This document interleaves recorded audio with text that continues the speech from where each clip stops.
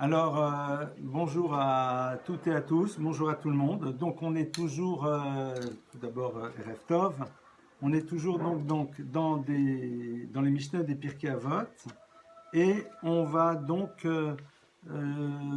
aller, je ne vais pas dire rapidement, mais en vérité, on va lire deux, trois Mishnayot comme ça pour essayer de comprendre de quoi il s'agit. Alors, donc, c'était donc les enseignements de Yehuda ben Tabai et de Shimon ben Shetar qui nous disaient Alta satzmocha kochea dayanim, c'est ça. Donc c'est là où on s'est arrêté la fois dernière. Donc ne te fais pas que ochea dayanim. Alors ochea dayanim, il y a beaucoup de lectures. Une des lectures, c'est de ne te fais pas avocat, c'est-à-dire ne cherche pas à trouver pour l'autre des arguments lorsqu'il est dans un conflit pour ne pas après orienter le jugement.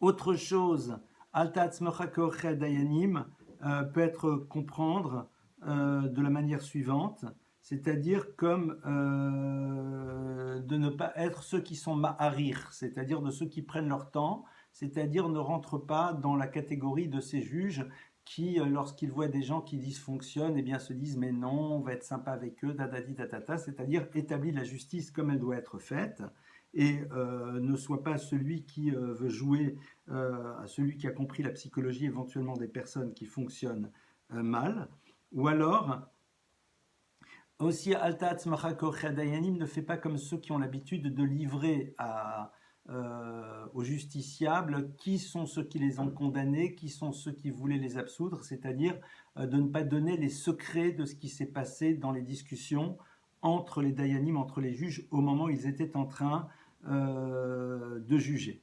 Donc ça c'est aussi Alta Tzmocha Kochea Dayanim, c'est aussi de ne te fais pas toi-même, si tu es juge, celui qui va aider l'un ou l'autre suivant tes sensibilités. Au fond, cette Mishnah est là pour nous apprendre la nécessité d'être le plus droit et le plus intègre au niveau de la justice. Alors pourquoi est-ce que justement c'est Yehuda ben Tabai et Shimon ben Shetar? Parce que au niveau purement historique, c'est intéressant de savoir que ces deux maîtres ont vécu une période dans laquelle, eh bien, au niveau de la justice dans le peuple d'Israël, c'était très très borderline. D'ailleurs, Shimon ben Shetar a vécu une époque dans laquelle le Sanhédrin, le grand tribunal de Jérusalem, était composé de beaucoup de tzedoukim, de sadducéens, de personnes qui remettaient en cause même la loi orale.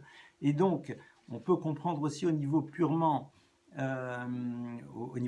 historique, la raison pour laquelle ces deux maîtres ont beaucoup insisté sur la nécessité de savoir établir une justice qui soit sans faille, avec des juges qui ne soient pas soumis à des pressions, avec un univers dans lequel on n'aurait pas des avocats véreux et tout ce genre de choses, parce que nous savons très bien qu'un des éléments sur lequel l'univers fonctionne, évidemment, c'est sur le mishpat, c'est sur la justice, l'otaguru mipne ish, la capacité du juge de ne pas avoir peur de personne. D'ailleurs, à ce propos-là, je voulais vous raconter deux histoires qui sont des histoires vraies. Hein. Parfois, je raconte des histoires, elles sont fausses, donc je le précise, mais là, elles sont vraies. La première histoire, alors je ne me rappelle plus avec qui exactement, je crois avec qui, mais j'ai peur de faire une erreur. C'est un rave qui est arrivé dans une communauté, il était relativement jeune, et ce rave, donc, eh bien, 2-3 jours après son arrivée, je crois même le jour où il arrive, enfin vraiment très très proche, eh bien, il y a une dame qui vient, une dame un peu âgée, qui vient le voir et qui dit, voilà, j'aimerais que vous convoquiez le président de la communauté en din Torah, en jugement, parce que je suis en conflit avec lui sur une problématique X, Y ou Z, et donc voilà, j'aimerais que vous le convoquiez. Et donc le Rav, qui est quand même relativement jeune, qui vient d'être engagé, appelle son shamash, appelle celui qui est donc la responsabilité de convoquer les gens, et lui dit, voilà, j'aimerais que tu convoques le président pour un din Torah, parce qu'il y a quelqu'un qui a des comptes à régler avec lui au niveau d'un conflit X, Y ou Z. Évidemment, le shamash, quand il entend une chose pareille, il dit au Rav, mais attendez, Rav, vous venez d'arriver, vous êtes complètement fou, le président, c'est quand même le responsable, vous le convoquez en din Torah, en plus avec cette femme, on ne sait pas trop qui, quand, quoi, où, arrêtez de faire cette erreur. Et le Rav lui dit, mon cher ami, non, tu y vas. Bon, alors le shamash n'a pas le choix, il part, il revient quelques temps après, il dit au Rav, mais j'ai été voir le président il m'a regardé, mais il m'a dit, mais même pas en rêve, enfin c'est quoi cette histoire, convoqué par le Rav pour un jugement pour cette femme, même pas en rêve. Le Rav lui a dit, bah, tu repars, tu lui dis que je le convoque, je suis le Rav et je le convoque. Et l'autre est super gêné, il dit, mais vous ne vous rendez pas compte, vous vous mettez dans la galère, etc., qu'est-ce que vous rentrez là-dedans? Le Rav lui dit, écoute, je suis le Rav, point, c'est tout. Alors il va et il revient, il dit mais le président a dit même pas en rêve. Alors le Rav lui dit écoute, qu'on soit très clair, tu revas voir le président, tu lui dis de ma part que si il ne vient pas, je vais le mettre en idouille, je vais le mettre en excommunication, c'est-à-dire je vais utiliser des arguments très très forts pour lui expliquer que non, je suis le Rav, il doit venir. L'autre, il dit, mais non, vous êtes fou, je veux pas y aller, etc. Je vais être responsable, vous allez perdre votre place, vous vous rendez pas compte. Le Rav lui dit, je t'oblige, tu y vas. Donc l'autre y va. Et une heure après, qui arrive le président, il rentre et il voit le Rav, il va vers lui avec un grand sourire et il le salue. Et il dit, bienvenue à vous, Rav de la ville. Le Rav lui dit, oui, enfin pourquoi? Il lui dit, écoutez, c'était une mise en scène. Nous sommes une ville importante et c'était une manière de voir si vous aviez en effet les capacités de n'avoir peur de personne. Et on est très très heureux de voir qu'en effet vous avez cette qualité de l'otagroumipneish, de n'avoir peur de personne et d'avoir su en effet me convoquer comme il se doit par rapport évidemment à un cas de jugement qui était complètement imaginaire. Il y a une autre histoire, et à propos d'un des plus grands maîtres, un des plus grands décisionnaires qu'on ait connu, et après je continue la Mishnah, je vous rassure tout de suite, mais de temps en temps une petite histoire, c'est sympathique, qui s'appelait Rav Moshe Feinstein. Rav Moshe Feinstein était un gadol chez Bigdolim, un maître parmi les maîtres. On dit d'ailleurs qu'aux États-Unis, pour être Rav, à une époque, il fallait tout simplement avoir son numéro de téléphone. C'est-à-dire, il fallait savoir faire des discours, avoir le numéro de téléphone du Rav Moshe Feinstein qui répondait en permanence à toutes les questions les plus complexes et les plus ardues. Et Rav Moshe Feinstein, quand il est arrivé de Russie aux États-Unis, il n'avait pas de poste. Et là-bas, il y avait une fédération avec un président qui donnait les postes. Et il y a eu aussi un din Torah qui engageait le président de cette fédération par rapport à je ne sais qui. Et aucun des rabbinim, enfin les rabbinim avaient très très peur d'être ceux qui allaient faire le din Torah parce qu'ils disaient si on fait perdre le président, après au niveau de notre carrière, ça risque d'être un petit peu compliqué. Rav Moshe Feinstein, qu'on lui a demandé, il a dit mais aucun problème, je le fais moi. Il n'avait pas de poste et les gens lui ont dit mais vous savez, il a dit non, je suis Rav, je suis Dayan, il est de ma responsabilité de faire la justice. Eh bien, quel qu'il soit, il l'a convoqué, il est venu et il a perdu.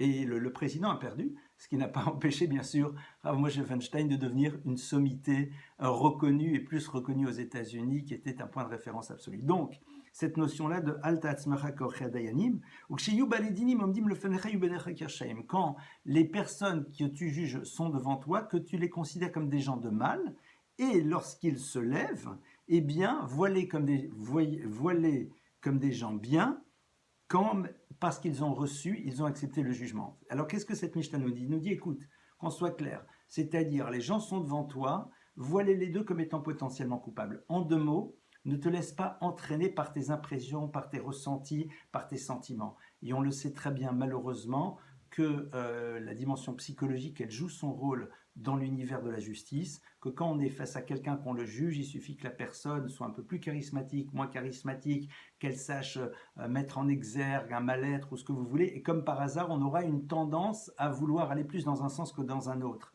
Donc c'est pour ça que la Mishnah dit, non, considère que les deux sont tous les deux coupables. C'est-à-dire, dans ta tête, bloque toute forme d'émotion et de ressenti, parce que tu rentrerais dans l'univers de la subjectivité, tu dois analyser les choses avec ta tête, et non pas avec tes émotions et tes sentiments. Et dès le moment où le jugement a été fait, eh bien, même celui qui était condamné, vois-le comme étant quelqu'un de bien, puisqu'il acceptait sur lui de prendre le jugement. Il acceptait, ok, très bien, ben voilà, la justice a décidé qu'il était coupable, il a pris sur lui.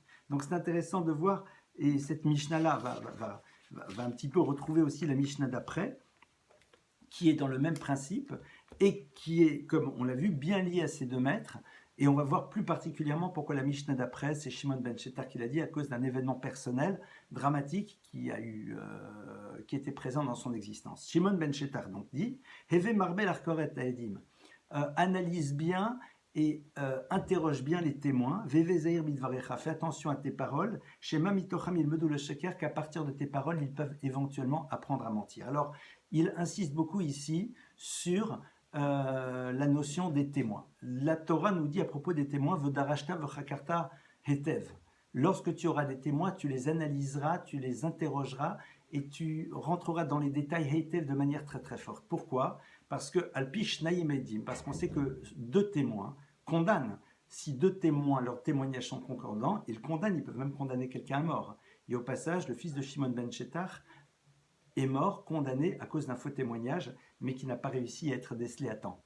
Et donc, on peut comprendre pourquoi Shimon ben Shetach est encore plus vigilant là-dessus. Alors, Drisha v'Chakira, il faut savoir que lorsque l'on interrogeait les témoins dans la tradition juive, tout d'abord, on interroge un témoin hors la présence de l'autre, évidemment, et il y a les questions classiques, et après, la Gemara nous dit Pam Batkub Oktsетeinim, c'est-à-dire qu'il rentrait dans tous les détails. Pourquoi? Pour être sûr que le témoignage était exact. Par exemple, imaginez qu'un témoin dise oui, j'ai vu ça, d'ailleurs c'était dans des champs, il y avait là-bas des cerisiers. Eh bien, on pouvait dire au bonhomme, ah tiens, c'est intéressant, c'était des cerises burla ou des cerises comme si, ou alors les queues de cerises, elles étaient plutôt épaisses, très vertes, vertes foncées ou vertes claires. Et le bonhomme allait répondre, et puis on allait poser la même question à l'autre. Et si c'était pas concordant, eh bien le témoignage n'était pas accepté. Il faut bien comprendre que cette notion-là du témoignage est tellement forte que le verset nous dit V'darashta v'chakarta heitev, c'est-à-dire tu dois faire dans les détails. Pourquoi? Eh bien parce que, évidemment, il y a ce qu'on appelle les conflits entre les individus, dans lesquels la plupart du temps le témoignage c'est relativement simple parce que c'est sur ce qui s'est passé. Mais les témoignages les plus graves, c'est quand il peut y avoir condamnation à mort. Et une condamnation à mort, c'est dramatique. D'ailleurs, on se rappelle que le Talmud nous dit dans le traité de Makot qu'un tribunal qui aurait condamné une personne à mort en 70 ans est appelé tribunal meurtrier, un tribunal assassin, un tribunal qui aime le sang, pour vous dire. Donc, c'est la raison pour laquelle, eh bien, Shimon ben Shetach dit Heve marbe l'arkoret edim. Sois bien, prends ton temps pour bien analyser et fais attention aux mots que tu utilises pour ne pas qu'ils arrivent à travers les mots que tu utilises, essayer de construire un système pour pouvoir faire en telle sorte que le témoignage soit accepté. Donc, ces deux Mishnayot-là, par ces deux maîtres qui ont vécu, comme je vous l'ai dit, à une époque dans laquelle, malheureusement, l'univers des tribunaux en Israël était extrêmement borderline, eh bien, on peut comprendre pourquoi ils ont beaucoup insisté sur la probité des juges, sur la manière dont on doit mener un jugement, sur la manière dont on doit gérer les témoins. Et évidemment, c'est ce qui nous amène nous aussi à réfléchir au passage par rapport à nous, même si nous ne sommes pas engagés là-dedans, eh bien, sur la nécessité absolue de savoir que parfois nous pouvons être témoins. Alors peut-être pas témoins au niveau purement juridique, mais quand on dit « oui, j'ai vu ceci, oui, j'ai vu cela », t'es vraiment sûr? Tu l'as vu toi-même ou on t'a raconté? Et si on te l'a raconté, qui te dit que la personne qui te l'a raconté, c'est vrai? Vous savez, souvent les gens disent ah oui, non mais euh, on me l'a dit. Et donc, vous savez, parfois, il arrive à des personnes de m'appeler pour des problématiques X, Y, Z. Et évidemment, je ne vais pas rendre la justice, il est hors de question. Mais bon, parfois, voilà, un problème de conflit X, Y ou Z. Et il m'arrive de dire aux personnes alors, si ce que vous me dites est vrai, et les personnes sautent en l'air disent comment? Mais si ce que je dis est vrai, mais évidemment. Je dis attendez, cher monsieur, chère madame, c'est pas parce que vous me le dites, c'est vrai. Vous m'affirmez quelque chose, moi je n'y étais pas. Et souvent d'ailleurs, c'est intéressant de constater que les gens sont outrés. C'est-à-dire comment vous osez remettre en cause ma parole si ce que vous me dites est vrai. Mais je n'ai aucune certitude. Et c'est intéressant de voir comment les gens considèrent qu'à partir du moment où ils disent quelque chose, on doit les croire et c'est normal. Il y a quelque chose de complètement hallucinant là-dedans. Et souvent d'ailleurs, et même des rabbins peuvent tomber dans ce piège, c'est-à-dire quelqu'un leur dit, et puis « Ah, mais on m'a dit, mais vous savez, quelqu'un m'a dit, et alors? C'est pas parce qu'il t'a dit que c'est vrai. Ce n'est pas parce qu'il t'a dit que c'est vrai. Ah non, mais c'est quelqu'un que je connais très bien, et donc c'est pas parce que tu le connais très bien qu'il ne ment pas, ou qu'il raconte peut-être quelque chose d'inexact, ou alors qu'il n'a pas tout vu. Moi, je me rappelle un jour d'un rave avec lequel j'ai beaucoup de respect, vraiment, quelqu'un de très bien vis-à-vis duquel j'ai un immense respect, mais je me rappelle dans une situation, j'avais vu les choses personnellement, c'est rare, et il m'affirmait, mais ça s'est passé comme ça, mais je te dis. Alors je suppose que peut-être ce jour-là, vous savez, comme tout le monde, on n'est pas tous les jours super bien en forme dans sa tête, je ne sais pas ce qui s'est passé, mais je ne pouvais rien dire. Mais je pouvais dire, mais c'est faux, j'étais là. Alors peut-être que lui a pensé, peut-être qu'il a confondu, etc. Il faut toujours juger positivement. De toute façon, ça n'avait pas d'incidence au niveau d'un psaque, au niveau de la halacha. Mais c'est intéressant. Ou alors parfois on voit des choses de manière fractionnée, on ne voit pas l'intégralité. Et donc sur la base d'une partie, on en fait des déductions. Mais si j'ai vu ça, ça veut dire que ceci. Alors qu'en vérité, tu n'en sais strictement rien. Tu n'as pas vu le before et tu as encore moins vu le after. Ça, c'est donc cette nécessité de faire toujours très attention. Et c'est notre problème à nous, c'est que souvent on prend les choses de manière fractionnée, on les prend à un instant T, ou alors on a une vue qui n'est pas globale des choses, on a une vue qui passe à travers le prisme d'une parole qui pour nous veut dire ceci, d'un événement qui veut dire cela, et sur la base de ça, souvent on est dans l'extrapolation, alors qu'en vérité ce sont des choses qui sont complètement inexactes. Voilà donc sur ces deux Mishnayot qui nous enseignent la nécessité, évidemment pour les juges, d'être dans une probité absolue, de ne jamais tomber dans la subjectivité, de juger les gens de manière la plus objective qui soit, d'avoir un regard positif sur eux dès le moment où ils ont accepté le jugement, et surtout la nécessité d'être très très vigilant, mais ultra vigilant, dans l'univers des témoignages. Et le témoignage, ce n'est pas nécessairement le témoignage dans le cadre d'un tribunal, le témoignage, ça peut être tout ce qu'on se raconte malheureusement les uns sur les autres, et parfois qui est complètement inexact, qui est sorti de son contexte, qui est dans un instant T et qui en vérité ne veut absolument pas dire ce que les gens ont envie que l'on voit à travers les mots que l'on prononce. Alors, une fois que nous avons vu ces deux Mishnayot, eh bien maintenant nous allons continuer sur la suite. Alors là, on va attaquer avec deux maîtres qui sont des maîtres très particuliers, c'est Shmaya et Avtalion. Shmaya et Avtalion qui étaient tous les deux des convertis, et Shmaya et Avtalion, donc qui sont deux convertis mais qui sont des maîtres et des références. Et Shmaya et Avtalion, qui même vont recevoir d'eux.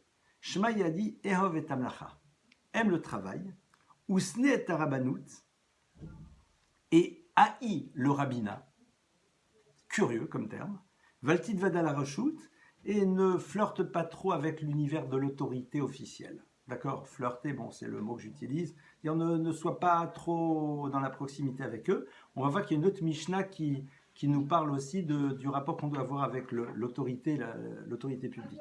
Alors, tout d'abord, en premier lieu, cette notion-là de Ehov et Amlacha, c'est-à-dire de travail, aime l'amlacha, le travail. Alors, tout d'abord, il faut bien comprendre que la notion du travail, pour la Torah, évidemment, elle existe à partir de Chet Adam Harishon, à partir de la faute du premier homme. Et quand on nous dit Ehov et Amlacha, c'est-à-dire, dès le moment où tu fais un travail, aime le travail que tu fais. Et c'est vrai que ici, les Chachamim nous ouvrent à quelque chose de très intéressant. Nous savons qu'en effet, la malédiction du premier humain, ça a été de c'est à la sueur de ton front que tu devras consommer du pain. La Torah nous a dit, va falloir qu'on travaille. Ça y est, c'est terminé, on est dans un monde dans lequel on va devoir s'investir. Comme on l'a vu déjà dans un autre cours, je rappelle que la malédiction du travail, c'est pas nécessairement faut aller bosser, faut aller se fatiguer au travail. Évidemment que oui, mais c'est aussi le danger de l'indépendance. C'est-à-dire, n'oublions pas que quand on travaille, on produit. Quand on produit, on pense qu'on est à l'origine de ce que l'on produit. Et comme on pense qu'on est à l'origine de ce que l'on produit, Dieu, c'est bon, on se débrouille sans lui. Donc, le danger du travail et le problème du travail, c'est pas juste le fait qu'il faut aller bosser, mais aussi que quand on travaille et qu'on produit, on pense qu'on est indépendant. Et quand on pense qu'on est indépendant, souvent, on peut avoir tendance à vouloir mettre de côté le créateur de l'univers. Et c'est terriblement dommage de mettre de côté le créateur de l'univers parce qu'on pense qu'on est indépendant alors qu'en vérité, on est en permanence dépendant de lui. Alors, il nous dit Ehov et Amlacha, c'est-à-dire ne vois pas dans l'Amlacha quelque chose de négatif. D'accord? C'est-à-dire ne vois pas à l'intérieur d'elle quelque chose de méprisant ou de méprisable. C'est quelque chose que tu te dois de faire. Et Ehov fait en telle sorte d'aimer le travail que tu fais. Et c'est sûr et certain que le Talmud, entre autres, dans le traité de Kiddushin, nous ouvre à cela et nous dit que le monde a besoin de parfumeurs, le monde a besoin de tanneurs de peau. Heureux celui qui fait de son fils un parfumeur. Parce que rappelons-nous que la Gemara, à la fin de Kiddushin, nous dit qu'un père a l'obligation d'apprendre à un enfant d'avoir un travail, c'est-à-dire de lui donner des capacités pour avoir un travail. On n'est pas obligé de lui apprendre le métier, mais au moins lui donner des capacités qui lui permettront par la suite de pouvoir travailler et de pouvoir donc gagner sa vie.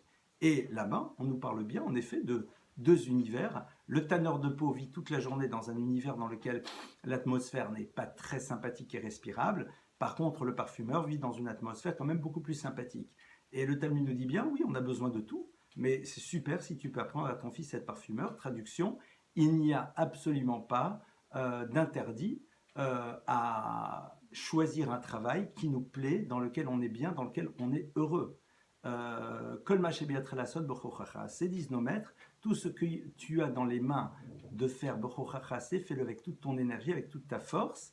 Et donc, évidemment, l'idée d'un travail dans lequel on est heureux, que l'on aime, est quelque chose qui a sa place. C'est-à-dire, oui, on n'a pas le choix, oui, on est obligé de travailler, oui, comme on a vu le danger du travail, c'est de penser qu'on est indépendant et d'oublier Dieu, c'est vrai, mais ce n'est pas pour autant que cet univers du travail doit être un univers qui doit être désagréable, pesant et lourd. Au contraire, Ehov et Tamlacha aime ce travail qui, au passage aussi, comme on va le voir dans une autre Mishnah, le travail aussi, c'est quelque chose qui nous occupe et c'est quelque chose qui fait qu'on peut aussi mettre de côté toutes sortes de pensées en tout genre qui pourraient nous amener à ne pas faire la volonté du Créateur. On avait vu que entre d'un côté l'étude de la Torah et de l'autre côté le travail, quand on s'investit à fond là-dedans, Yogiat Shneim Ashkachatavon, c'est la meilleure manière de ne pas avoir le temps pour faire toutes sortes de bêtises. Et c'est vrai qu'à ce niveau-là, le travail a une valeur extraordinaire. Donc ça, c'est la première des choses. Et le Rambam nous explique aussi la chose suivante. Maïmonide nous dit, il faut savoir qu'on trouve dans le Talmud bon nombre de maîtres à propos desquels on parle de leur métier. Certains étaient forgerons, d'autres étaient fabriquer des meubles, travailler dans le bois, etc. Et Maïmonide dit, ne t'imagine pas qu'il n'y avait peut-être pas de personnes qui étaient prêtes à leur donner de quoi vivre pour qu'ils puissent se consacrer à l'étude. Mais pour eux, le travail était important, d'abord parce que ça leur permettait de ne pas dépendre des autres, et puis parce qu'ils voyaient dans le travail aussi quelque chose qui participe de l'accomplissement de l'être. Et là, si ça ne vous dérange pas, je vais me permettre de faire une petite parenthèse qui ouvre évidemment un immense débat. C'est l'univers de ces personnes qui aujourd'hui étudient la Torah toute la journée, qui reçoivent des bourses pour étudier la Torah et qui ne travaillent pas. Alors évidemment, il faut savoir que des maîtres comme le Rav Wolbe disent bien qu'à partir de 30 ans, même si tu étudies à plein temps, tu dois te poser la question de savoir où tu vas devoir t'investir. Tu vas devoir t'investir en tant qu'enseignant, en tant que rave ou dans d'autres domaines, parce qu'une fois que tu as acquis un savoir, une connaissance, tu dois réfléchir quoi en faire. Le fait de subventionner quelqu'un qui pendant des années fait des études pour par la suite en effet récupérer toutes ses études et agir dans le monde, évidemment c'est quelque chose qui est porteur de sens, surtout qu'au passage, moi j'ai eu ce bonheur d'étudier quelques années au collège. Je peux vous rassurer que à l'époque, je me rappelle, j'avais une bourse de 1750 francs par mois. Vous atteignez pas le Pérou avec ça, qu'on soit bien clair. C'est des choses qui sont minimales. Et aussi, il ne faut pas oublier qu'il y a cette notion, et le Rambam en parle aussi, Maïmonide aussi en parle, il y avait, n'oublions jamais, dans le peuple d'Israël, Yissachar et Zvouloun, la tribu de Yissachar, qui étaient ceux qui étudiaient, et Zvouloun qui travaillaient et qui permettaient à Yissachar de vivre. Et d'ailleurs, le verset nous dit, Semach Zevulun betzetechar ve'Yissachar bolecha, sois heureux Zevulun lorsque tu pars commercer, car Yissachar est dans ses tentes. Et nos maîtres font remarquer, nous disent que Zevulun, qui était le commerçant, est mis en premier lieu. Et on le met avant Yissachar, pour montrer le mérite qu'il a de pouvoir aider Yissachar à étudier. Et c'est vrai que c'est un concept quand même aujourd'hui. Alors évidemment, comme toujours, malheureusement, il y a des gens qui disent qu'ils étudient la Torah à plein temps et qui n'étudient pas, qui chauffent les bancs, comme partout. Mais vous savez, ce n'est pas à vous que je vais apprendre qu'il y a toujours eu partout, j'ai pas envie de dire des brebis galeuses, mais des gens qui profitent un peu du système et qui, voilà, bon, ok, c'est des choses qui arrivent. Hein. Le problème, c'est que si on fait des généralités, on tombe après dans du n'importe quoi. Mais l'idée d'aider des personnes qui étudient la Torah toute la journée, qui par la suite vont devenir des maîtres, qui donnent aussi une force spirituelle au peuple juif, a toujours été présente. Évidemment, la vraie question, c'est celui qui étudie doit étudier comme ce que j'appellerais un OS de la Torah, un ouvrier spécialisé, c'est-à-dire qu'il soit totalement, complètement, à 100% dans son étude, et que son étude soit pour le mérite de la totalité du peuple juif, et que surtout à un moment, son étude va rejaillir sur, en effet, toutes celles et tous ceux qui ont besoin d'entendre des paroles de Torah. D'ailleurs, vous savez, je fais souvent cette remarque aux gens, je dis, regardez, en France, on est combien de juifs? 400 000, 450 000, 500 000, 600 000, allez, 400 000. D'après vous, il y a combien de personnes qui étudient la Torah à plein temps en France? Si on a 1000, c'est déjà énorme. Et je pense qu'il y en a beaucoup moins que 1000. Des gens mariés qui étudient la Torah à plein temps. Et vous voyez les besoins que l'on a en enseignant dans tous les domaines. Donc c'est grâce à Dieu, je peux vous garantir qu'il y a encore de quoi faire. Mais ce qui est sûr, c'est qu'on voit bien que beaucoup de Tanaïm, et d'ailleurs même des maîtres de notre époque, j'en ai connu, je me rappelle, qui étaient, pour certains, vendaient des perles, vendaient des diamants, etc., avaient un commerce, et évidemment, à côté, consacraient l'essentiel de leur temps à leur étude. Donc, Ehov et Tamlacha. Maintenant, il y a ce terme, évidemment, qui est très curieux, c'est cette notion-là de Sne et Arabanut, c'est-à-dire haï le rabbinat. Ça veut dire quoi, haï le rabbinat? Eh bien, l'idée, c'est quoi? C'est que le rabbinat, comme dirait l'autre, rabbin, c'est pas un travail pour un juif. Alors, évidemment, Sne et Arabanut, ça veut dire que n'aime pas le rabbinat. Attention, ça veut pas dire n'aime pas les rabbins. C'est-à-dire qu'on parle pour celui qui est dans le rabbinat, qui est dayan, qui est juge, etc. Il ne faut pas que ça lui plaise. Quand je dis il ne faut pas que ça lui plaise, parce qu'il risque très rapidement de tomber dans la problématique du pouvoir, dans la problématique de l'ego. C'est-à-dire, il doit prendre ça comme étant, tu n'as pas le choix. Tu es obligé d'assumer ta responsabilité. C'est-à-dire, quand quelqu'un a les capacités d'être rave, quand quelqu'un a la capacité de transmettre, alors, je ne parle pas d'un enseignant, comme je suis, moi, c'est juste de l'enseignement que je fais. Mais quand quelqu'un a la capacité de diriger une communauté, d'être juge, etc., eh bien, il doit voir ça comme étant un poids. Alors, un poids qu'il assume sans aucun problème, mais pas comme quelque chose qu'il recherche. D'ailleurs, c'est intéressant, on voit que souvent les maîtres qui orientaient ceux qui allaient diriger les communautés, quand ils voyaient des gens qui étaient en train de frétiller, d'être à la recherche de communautés, souvent, ce n'était pas eux qui le désignaient. Pourquoi? Parce que derrière cette recherche de diriger une communauté, il y avait peut-être d'abord, avant tout, le mot diriger qui était là, avec toutes les incidences négatives que ça peut avoir. Un vrai maître, quelqu'un qui dirige véritablement une communauté, c'est quelqu'un qui n'est pas intéressé, mais c'est quelqu'un qu'on vient chercher parce que tout simplement, il n'a pas le choix, il doit assumer. D'ailleurs, on le voit pour les très grands maîtres du peuple juif, que ce soit le Chazon Ish ou d'autres, eh bien, ces maîtres-là n'ont jamais cherché à diriger des communautés, ça n'a jamais été leur but, mais à un moment, ils ont assumé sur eux cette responsabilité et ce poids de diriger, Sne Tarabanout, c'est-à-dire non pas haïr le rabbinat dans le sens péjoratif, mais c'est-à-dire faire en telle sorte que ça ne soit pas quelque chose que tu recherches en tant que tel, comme dans une forme de plan de carrière, mais au contraire comme étant quelque chose, voilà, sonner, c'est la même chose que nocer, c'est supporter, quelque chose que tu dois supporter, quelque chose que tu dois assumer, et comme tu dois l'assumer le mieux possible, comme il se doit, mais ce n'est pas quelque chose qui doit être l'expression de ce que tu recherches, de ce que tu as envie et de ce que tu aimes, parce que, comme on le voit et on va le voir dans d'autres Mishnayot, le grand danger de ce qu'on appelle le rabbinat, entre guillemets, c'est le problème du pouvoir, le problème de celui qui à un moment va utiliser sa place et son titre pour se faire exister, avec toutes les conséquences dramatiques que ça peut avoir.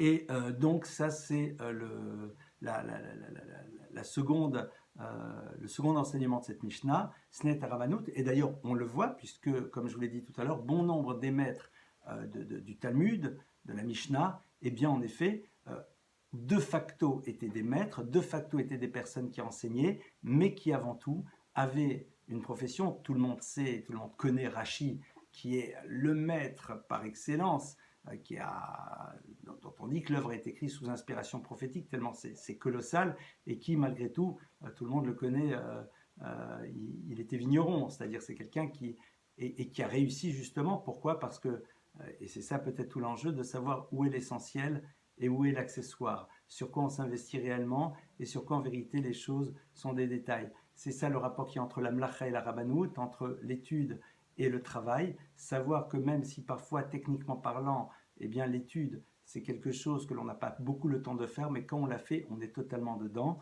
Voilà un petit peu donc quelques explications sur cette Mishnah. Altit Vadala Reshut, fais attention dans tes rapports que tu as avec l'autorité. On développera ça, Bezrat Hashem, demain soir, avant de continuer encore dans ces Mishnah des Pirkei Avot. Je vous remercie pour votre écoute, je vous remercie pour votre présence, et Bezrat Hashem, eh bien, à demain pour la suite de notre étude. Je vous rappelle qu'à 12h30, on continue à travailler à travers l'enseignement de Rav Wolbe dans tout ce qui a trait à l'univers du travail sur soi par rapport à la colère. Demain soir, Pirkei Avot, et peut-être qu'il y aura, Bezrat Hashem, un troisième cours dans la journée aussi sur une autre thématique qui sera annoncé demain. Laïla Tov à tout le monde. Shavua Tov. Merci pour votre présence. Merci pour votre écoute. De très bonnes nouvelles Bezrat Hashem chez tout le monde. Amen, amen.